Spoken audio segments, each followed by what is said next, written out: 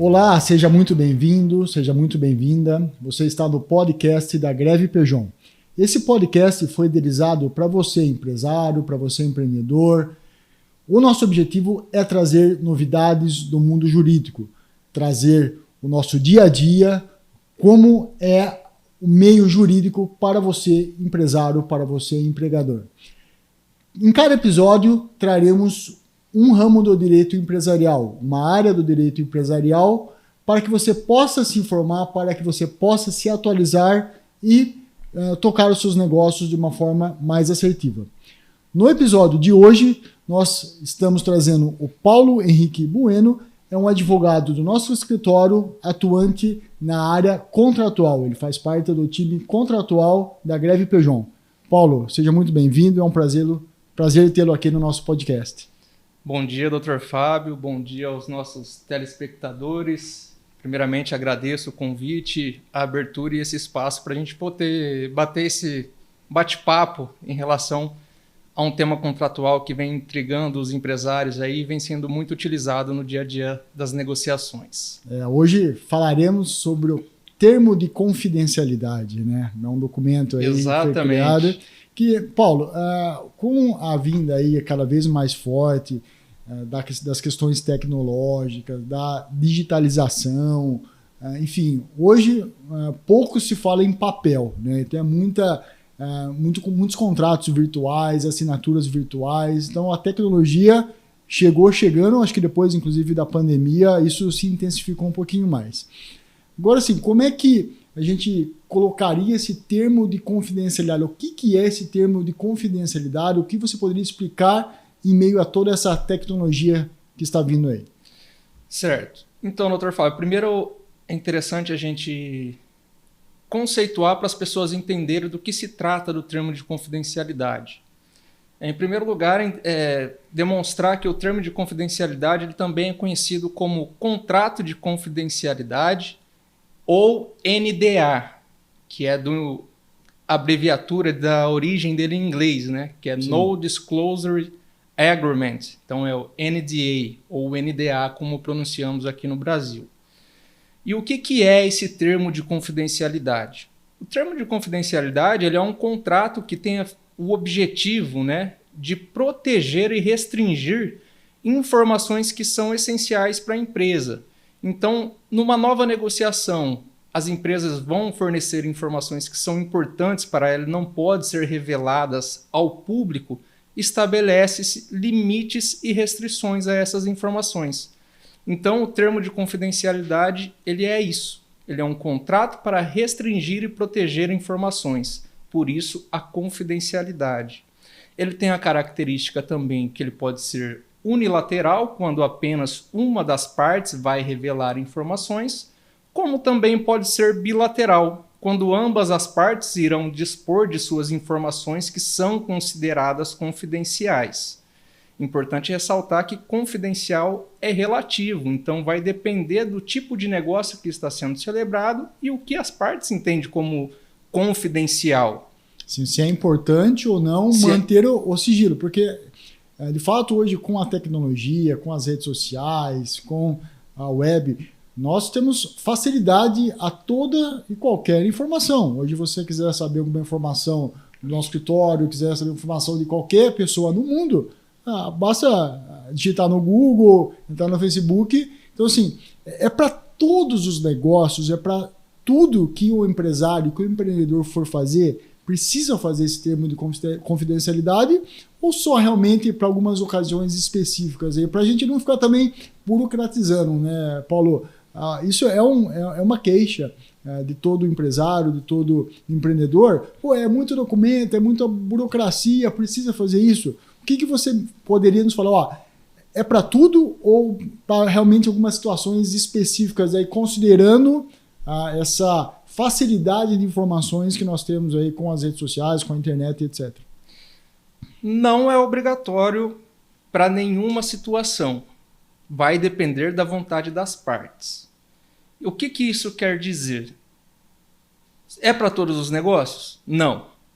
Vai depender se a parte quer estabelecer a confidencialidade daquilo ou não. Como você bem ressaltou, Com as mídias sociais, acesso, facilidade hoje em dia, é muito fácil as informações vazarem, serem divulgadas. Então, no comum, no dia a dia empresarial, a preocupação é o quê? Em novos projetos, projetos inovadores, empresas que irão prestar algum serviço internamente no seu pátio fabril, no seu ambiente fabril, que vai ter conhecimento do seu know-how ali, de como você produz, como você estrutura a sua empresa. Então, assim, não tem essa obrigação em todos os negócios, mas há negócios que é essencial que exista o termo de confidencialidade. Em especial, quando estamos falando de inovação, dentro, seja de um produto, um novo sistema ou alguma linha de produção que vai ser implementada de uma forma diferente, que vai ser o meu diferencial no mercado. Nessas situações, é essencial que conste o termo de confidencialidade, mas não há obrigação. Startup, então, Startup todas têm. É todas, porque daí, via de regra, estamos falando praticamente de inovação. De inovação, exatamente. Algo que ainda não existe no mercado. Então, se nós estamos estabelecendo algo novo, é essencial que quando a gente for iniciar as nossas negociações, estabelecemos limites e confidencialidade, para que você, por engano, postei na minha rede social que o Fábio teve uma ideia X no escritório dele. Quando eu vejo no outro dia, um escritório concorrente está utilizando aquela ideia. Então, não há obrigação, mas há, em caso de inovação ou disponibilidade de informações internas da empresa, que a recomendação torna-se uma obrigação praticamente, porque senão você pode trazer prejuízos para a sua empresa com esse vazamento de informações. Então vamos lá, vamos simplificar. Se você teve uma ideia, você jogar no Google e essa ideia já aparecer lá, já tem aquele exposto à rede social, não precisa fazer um termo de confidencialidade, porque é uma ideia, é um movimento que você está fazendo que jogou no Google, já tem outras pessoas que estão fazendo. Então, não precisa perder esse tempo. Agora, se realmente é uma inovação, é uma ideia que se você pesquisar aí, realmente ninguém tem isso, é essencial fazer o termo de confidencialidade para que realmente não caia na web a sua ideia.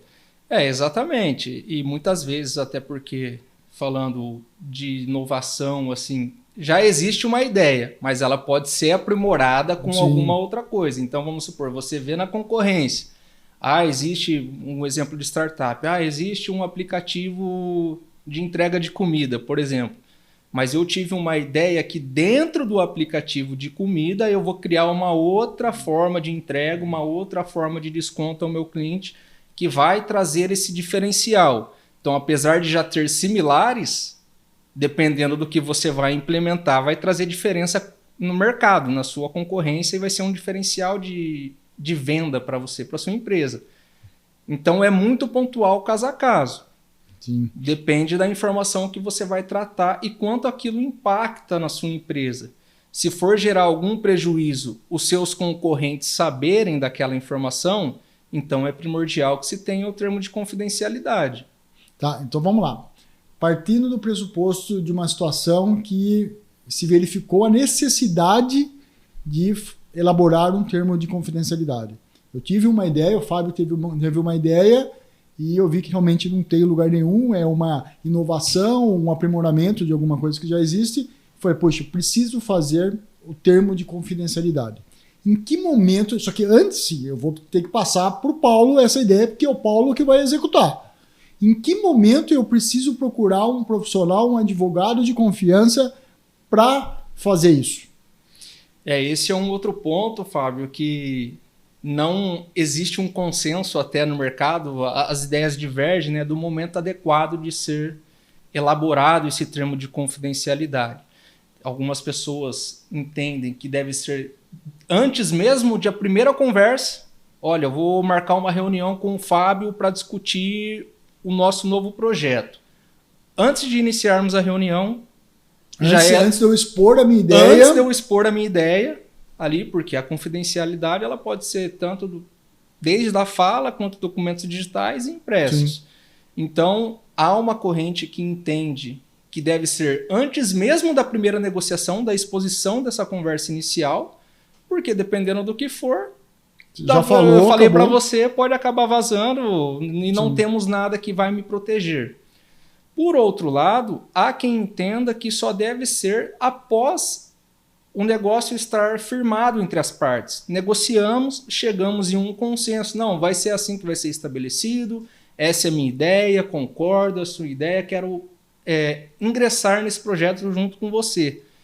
Então, para darmos prosseguimentos aqui, para mim começar a disponibilizar para você os arquivos digitais, os impressos, ter acesso aos estudos que eu já tenho, aí nós estabelecemos o termo de confidencialidade. E aí entra os prós e contras de cada situação. Especialmente em startup, os pessoal que tem as ideias inovadoras sente a dificuldade de o quê? De exigir antes da primeira negociação. Porque ele precisa de um investidor. Só que o investidor não quer se sujeitar a um termo de confidencialidade antes mesmo dele ouvir a ideia do que ele está tratando. Então, especialmente nessa área tecnológica de informação, de desenvolvimentos de aplicativos e sistemas, é mais difícil se estabelecer antes da primeira negociação. Apesar que eu entendo que o essencial, que seria antes da própria negociação. Eu recomendo que seja feito antes da primeira negociação. Vamos sentar para conversar. Eu tenho uma ideia, mas antes de eu falar bom dia para você, está aqui o documento, assina, porque eu abri o jogo. Exatamente, porque senão, apesar o investidor vem com essa ideia de eu preciso saber para ver se eu vou disponibilizar para você o meu capital ou não, mas ao mesmo tempo ele já tem um outro desenvolvedor que pode tornar aquela ideia real. E essa reunião eu expus para você a minha ideia e você, de certa forma, rouba ela e desenvolve com outra pessoa. Sim. Por isso que eu entendo que o essencial e o ideal é ser realizado antes mesmo dessa primeira negociação. Principalmente, claro, quando a gente está falando dessas coisas que são inovadoras, que ainda não tem e vai ser o diferencial no mercado. Eu acho, Paulo, pelo que você está nos falando, pelo que você está nos ensinando, é importante analisar caso a caso. É óbvio, se tiver dúvida, faça antes. Tá? Mas o que pode acontecer? Eu vou te passar uma ideia de algo que eu tenho em mente, mas eu sei que você não vai conseguir aplicar só com essa conversa. Então, eu tenho a certeza, porque depende de outros fatores, de outras situações. Quando se vislumbra essa situação, que eu vou passar uma informação, mas a pessoa não vai ter como operacionalizar com o que eu vou falar, eu acho que tranquilo, poderia seguir a conversa aí sem impor realmente um documento. O documento, juridicamente, a gente sabe, é antes. Não faça antes para ter. Mas nós temos também que respeitar questões comerciais. Que você falou, às vezes o outro lado, se eu impor um documento para ele assinar antes, ele não vai querer fazer um negócio comigo. Então, esse choque entre a questão jurídica, que o ideal é se fazer antes, pode ter problemas comerciais do outro lado, nem querer ouvir por conta dessa posição. Então, assim, eu acho que tem que ter esse feeling, essa sensibilidade de quem está expondo, de quem está com a ideia. Se eu vou passar a minha informação nessa reunião e a outra parte não tiver como operacionalizar isso, acho que é tranquilo. Fale, não dê, obviamente, todos os caminhos de que a pessoa tem que fazer, fale o essencial para aquela conversa. Se evoluir, aí sim a gente, numa segunda reunião, obrigaria a parte do outro lado a assinar um termo de confidencialidade. Né? Então, é analisar caso a caso mesmo. Agora, se chegar para essa primeira reunião e a pessoa ter que expor tudo e a pessoa que está do outro lado conseguir operacionalizar isso depois, aí acho que não tem nem o que conversar, não dá para se correr o risco. Assine antes, para não ter nenhum tipo de problema de ter a sua ideia roubada, né? Exatamente. Até porque dessa burocracia excessiva que pode acabar se tornando, e para a parte comercial isso é terrível. As pessoas não querem saber disso, principalmente os empresários. Muita burocracia, têm muitas ideias, a vida dinâmica, querem resolver tudo muito rápido. E aí é como você comentou, vai ser muito caso a caso, porque dependendo com quem você estiver negociando, a pessoa vai ter o poder de convencimento e a condução de uma conversa tão fácil que ela vai tirar as informações de você sem que você perceba. Sim. Então, se você vai para uma primeira conversa que não vai ter o termo de confidencialidade, você tem que saber até onde chegar na conversa. Exatamente. Saber limitar as suas falas para não acabar falando demais e se prejudicar depois. Sim. Porque aí depende muito das pessoas, o caso a caso. E às vezes tem muitas ideias inovadoras, a pessoa se empolga, começa a contar ali, e aí dá todo o caminho corte, da pedra. E outro lado, nada bobo, o investidor nada bobo, só vai anotando informação e vai ali. Então depende da forma como você vai lidar nessa negociação. Né? E Paulo, quais são os cuidados que nós temos que tomar na hora de elaborar um termo de confidencialidade? Bom, os cuidados essenciais assim que não podem faltar, né, no termo de confidencialidade são determinar especificamente quem vai ser a parte receptora daquelas informações. E quando nós pensamos em falar quem é a parte receptora, se estivermos falando de pessoa jurídica, não se limita a especificar o CNPJ daquela não é só colocar o nome da empresa. Da empresa. Porque hoje tem muito MEI, né? Muito o microempreendedor individual, que é um CNPJ. Então, assim, às vezes a gente coloca só realmente, eu não quero que aquela empresa... Mas a empresa não fala, né? A empresa não vai falar, exatamente. O CNPJ a empresa não vai é constituída de pessoas. Então, seja um MEI ou uma grande empresa, teremos pessoas que estão ali trabalhando no dia a dia. Então, não basta eu falar, a empresa X, o CNPJ dele é esse, tem autorização para receber toda essa informação. Só que essa empresa, por exemplo, ela pode ter 500 funcionários, 300 funcionários. Todos os funcionários, colaboradores dessa empresa estão autorizados a receber essa informação? Então tem que colocar ali assim, os sócios, talvez, e para quem esses sócios poderão passar e a responsabilidade deles para quem eles passarem. Exatamente. As pessoas que estarão envolvidas no desenvolvimento daquele projeto. Quem são? São os CEOs? São os sócios da empresa? São o gerente de determinado setor? Somente esses poderão ter acesso. E nomear todos eles ali. E nomear e eles especificar. Nome, CPF de todo mundo. Exatamente, porque daí facilita, em caso de vazamento, restringir o público que teve acesso àquela informação. Identificar quem... Identificar. Agora, se nós colocamos simplesmente o CNPJ da empresa e acaba tendo um e-mail corporativo que copia 50, 100 pessoas, para você identificar de onde veio esse vazamento acaba sendo mais difícil. Então é importante restringir as pessoas que terão acesso. Outro ponto importante de se especificar é a forma como essas informações serão disponibilizadas. Incluiremos as conversas, as informações faladas, iremos reduzir a termo todas as reuniões, fazer ata, fazer uma ata daquela reunião que foi discutido. Será somente arquivos digitais? Quais endereços de e-mail estão autorizados a acessar aquele e-mail, aquelas informações? Ou eu vou disponibilizar uma plataforma que eu tenho online que a pessoa vai acessar através de um login que eu vou fazer para ela, limitando ela simplesmente ter visualização, não poder fazer download daqueles arquivos, ou simplesmente eu vou entregar impresso e a pessoa assina um termo ali de recebimento, comprovando que recebeu determinados informações e complementações envoltos àquele projeto. Então é importante especificar a forma como será disponibilizado isso, porque se você receber por uma via inadequada, você pode também rejeitá-la. A parte receptora também pode tomar esse cuidado. Falar, opa, peraí, a gente combinou que ia ser só pela plataforma. Agora você quer me entregar impresso? Eu não sei quantas cópias você tirou disso. E se você está me entregando uma, mas entregou 3 lá fora?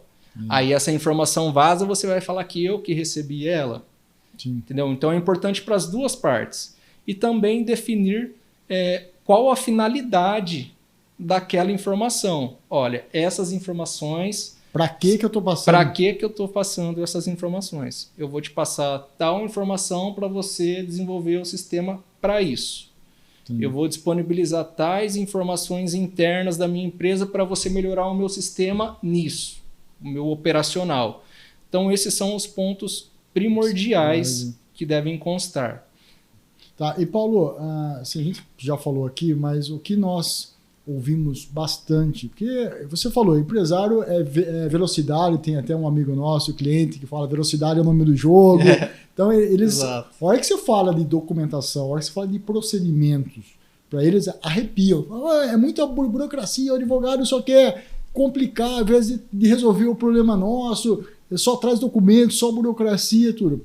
Agora, explica para a gente, qual a importância, a segurança para o empresário ter esse documento, quais são as vantagens para o empresário, o empreendedor, ter um documento desse, em que pese, é verdade, é uma burocracia, são documentos que são gerados que vai, às vezes,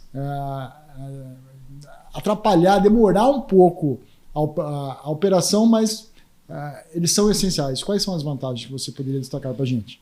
Bom, em primeiro lugar, é a própria segurança jurídica que os documentos formais trazem, né? Os instrumentos formalizados, seja de qual contrato que nós estivermos falando. Porque no Brasil hoje nós temos a liberdade das formas.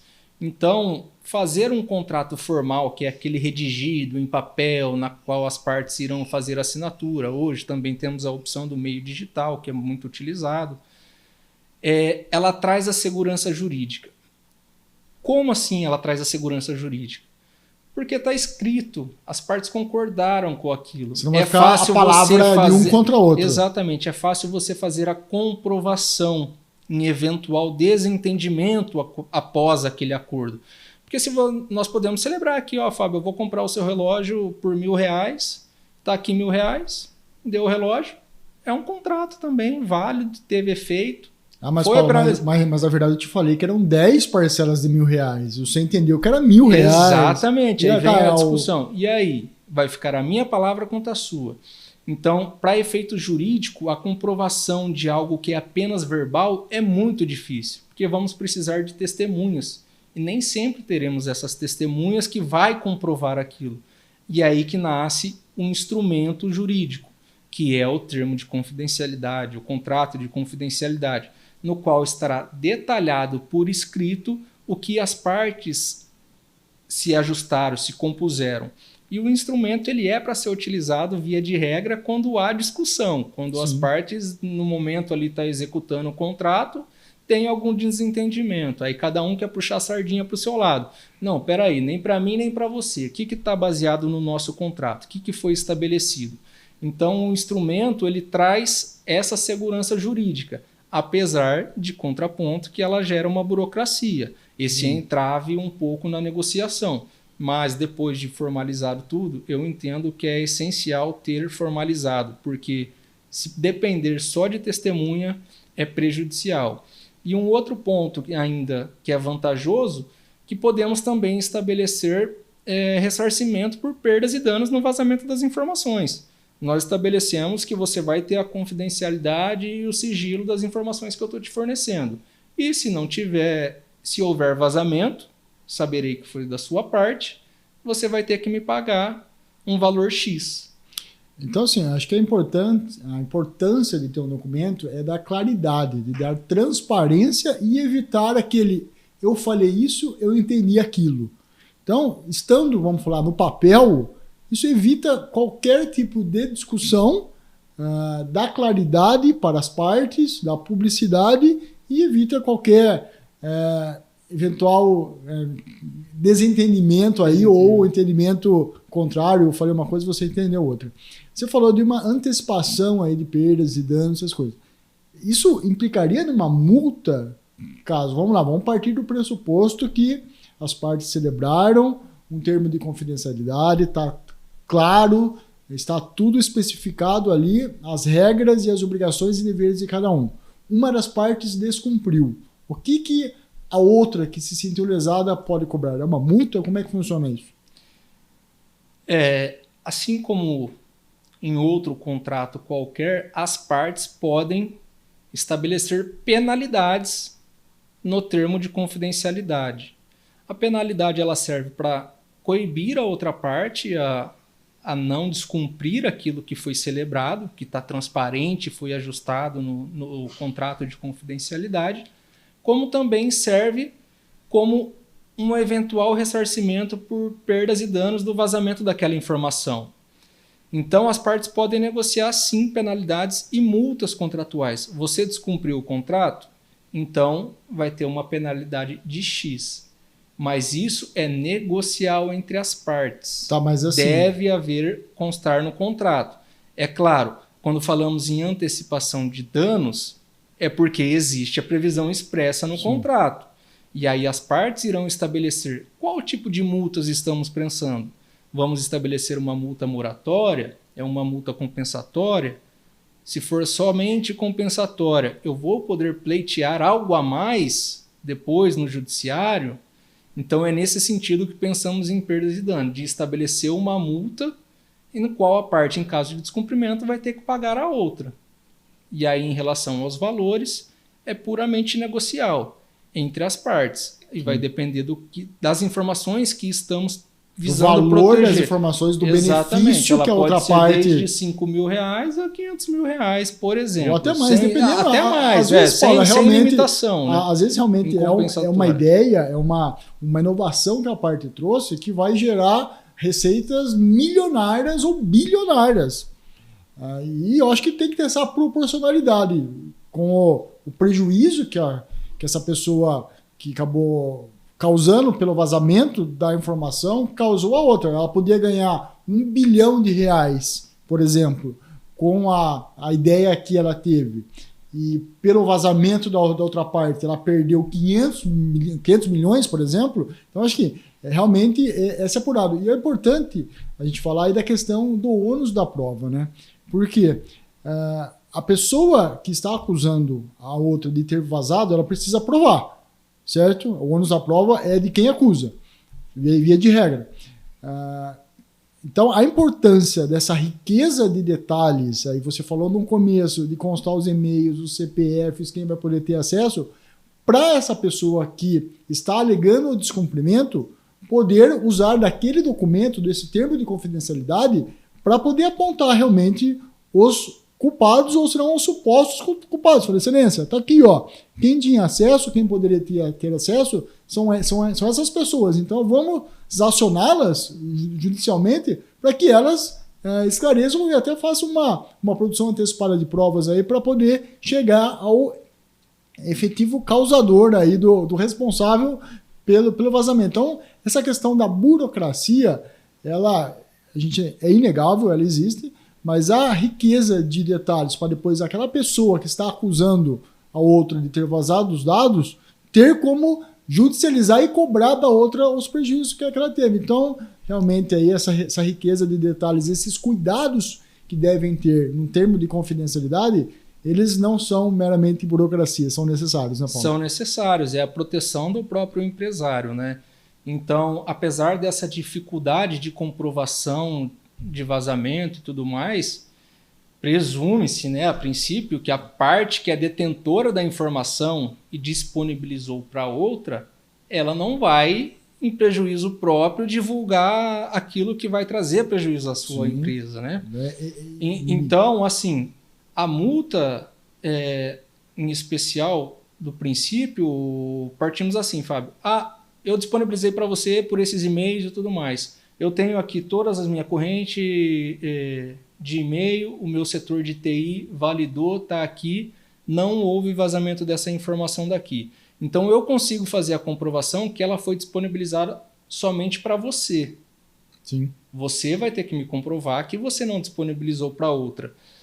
E aí você não conseguindo disponibilizar a proteção, comprovar a proteção daquelas informações no seu ambiente empresarial, houve o descumprimento da cláusula. Então, a princípio, a multa já é devida.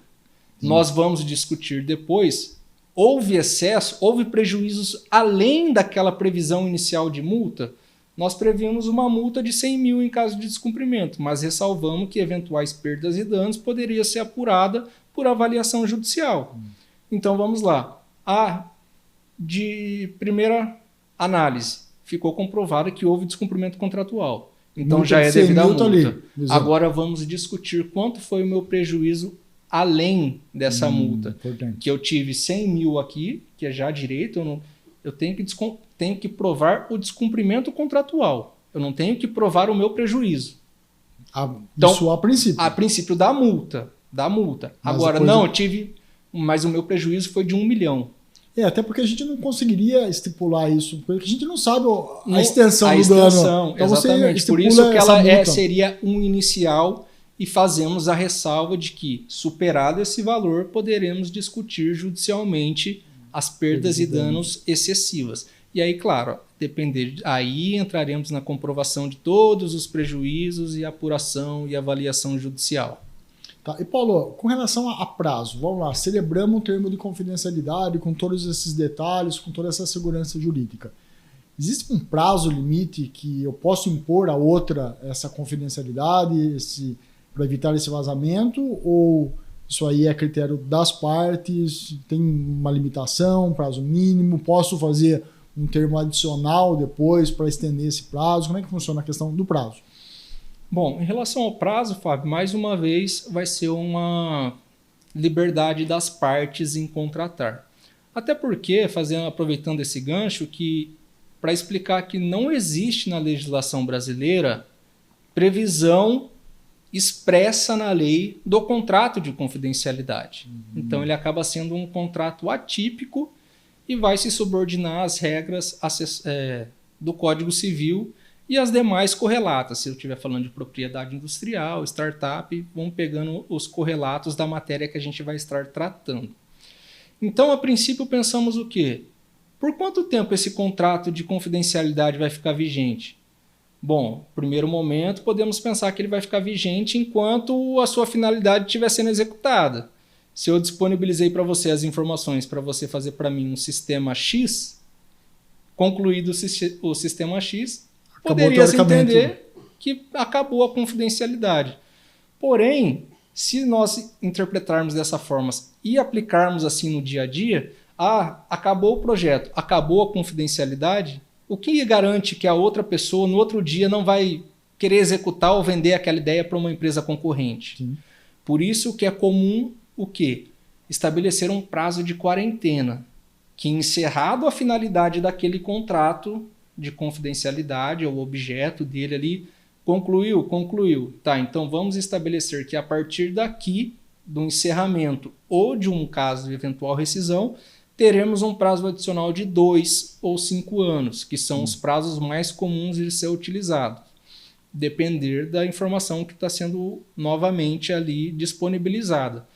Então, via de regra, recomendamos, e é praxe todos os contratos de confidencialidade, ter esse período adicional, esse período de quarentena, visando propriamente respaldar e proteger aquele que disponibilizou a informação, para que não passado os 3 meses ali que foi necessário para a execução do projeto, no 4º mês já está divulgado para todo mundo. É o momento que a pessoa vai implementar no mercado e começar a ter o retorno, a informação vaza. Então, concluiu o trabalho, bico calado por mais algum tempo. Por mais algum tempo, exatamente. Sim. E Paulo, vamos pegar todo esse panorama que você trouxe para a gente aqui. O que você poderia ilustrar de uma forma prática para quem está nos assistindo em casa, para quem está acompanhando esse podcast? De cases práticos aqui para a gente entender aí a questão do termo de confidencialidade. Certo. Um clássico, né, e até se confunde com as origens do termo de confidencialidade, são as próprias startups e as ideias inovadoras. Sim. Então, como a gente comentou, a pessoa tem uma nova ideia, vou criar uma empresa, startup, seja, por exemplo, um iFood, Uber, essas grandes, quando na sua origem, com certeza tiveram um termo de confidencialidade. Um outro caso que é muito utilizado e é interessante que nesse aplica-se antes da divulgação da inovação, são pensar em fabricantes de carros. Ela desenvolve um novo modelo de carro. O design ali fez o design ali do carro, tudo lindo, maravilhoso, seus projetistas elaboraram, fechamos esse carro, vamos iniciar a produção. Não é a empresa que desenvolve que fabrica todas as peças daquele veículo. Então, antes dela expor e lançar ao mercado, ela vai ter que ter um estoque. Ela vai ter que ter um percentual de carros já produzido, disponível ao público consumidor. Então eu vou fabricar. mas quem fabrica as lanternas para mim é uma empresa terceira. Como que eu vou fazer? Vou passar para ela o design, pedir para ela fabricar o molde para mim dessa nova lanterna. Vai saber. Antes de eu lançar no mercado o carro? Bom, então peraí. Tem que haver um termo de confidencialidade com todos os detalhes que nós explicamos para que esse fabricante não deixe divulgar esse novo formato da lanterna, da roda, seja o que for, para que um concorrente da outra fale, olha, a tendência dele para o próximo ano é essa. Será que vai virar? Aí o outro corre lá, acelera, faz antes. Corre, faz antes e divulga. Então aí é até interessante que uma das exceções, né, quando há divulgação ao público por terceiros. E as empresas fabricantes de carro, quando estão em período de teste desses novos veículos, eles descaracterizam, coloca toda ali adesiva, envelopa o carro para fazer os testes, a fim de que não seja divulgado ao público, para que uma revista 4 rodas, por exemplo, não fotografe ele na rua e seja divulgado. Então, esse é acredito que é um exemplo prático que é bem comum dentro da realidade brasileira, ainda mais aqui na nossa região, temos bastantes empresas terceirizadas de grandes montadoras, então é muito utilizado nesse sentido.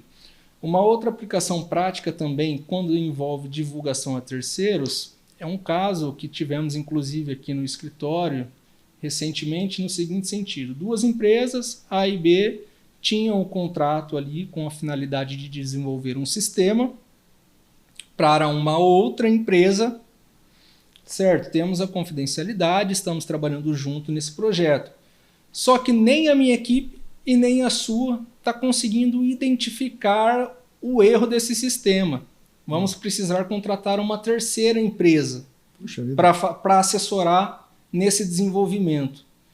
E aí, eu e Fábio temos um contrato de confidencialidade, vou precisar contratar o José para nos auxiliar nessa contratação. Eu posso simplesmente chamar o José e falar, ô José, estou com esse projeto aqui. Ajuda nós a resolver aí. Primeiramente, eu tenho que pedir autorização para o Fábio, falar, Fábio, olha, estamos com esse problema no nosso projeto, a minha equipe não conseguiu identificar o erro, a sua equipe também não. Eu conheço o José que tem essa aptidão, ele trabalha nessa área, tem um bom conhecimento, acredito que ele pode nos auxiliar nesse projeto.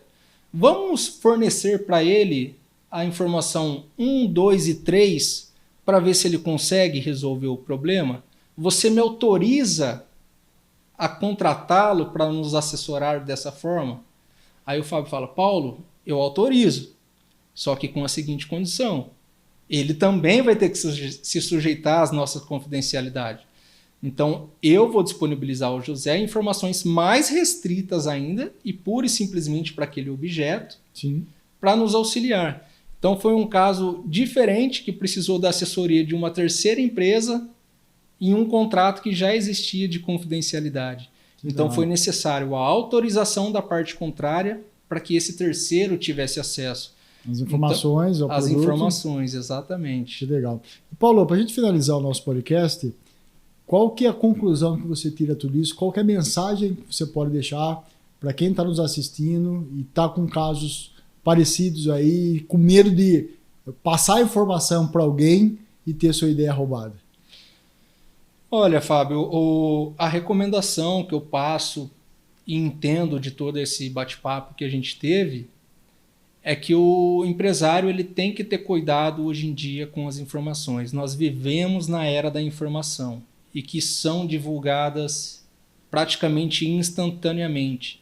Hoje em dia, se uma ideia que você teve sem querer vaza e ela acaba viralizando em alguma rede social, em coisa de poucos minutos, o mundo inteiro pode estar sabendo daquilo.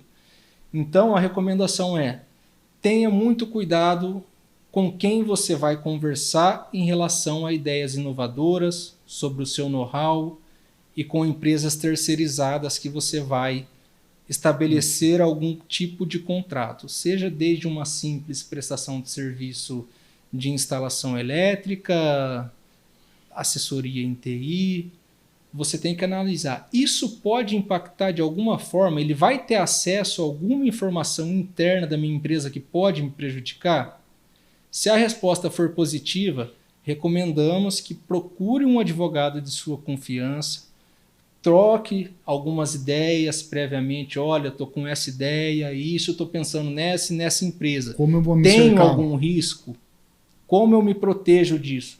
Busque uma assessoria antes de abrir as suas ideias a terceiros, porque isso pode acabar custando caro e você perder aquela ideia inovadora que você teve ou aquele diferencial que seria o do seu produto no mercado consumidor. É sempre fazer de forma preventiva, consultiva, porque nós falamos sempre aqui, Paulo, às vezes o cliente vem, você da área contratual sabe muito bem o que estou falando, fala, doutor, analisa aí o contrato que eu assinei.